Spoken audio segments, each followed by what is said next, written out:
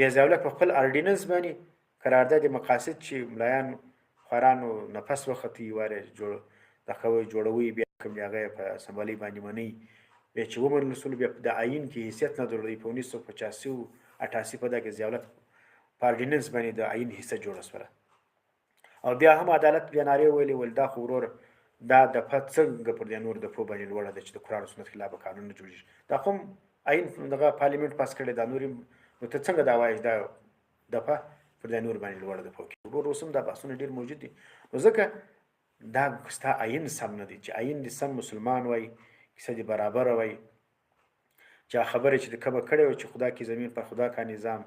اور پاکستان کا مطلب کیا لا اله الا الله اوس اسلام په دې ملک جاری وای چې هر چا د دې خلاف بیا आवाज پورته کړی و هغه بالکل باغی وای خوارج وای چې تاسو په فتوا پر لګول دي شتګر دی بیا نو خبره سی ولا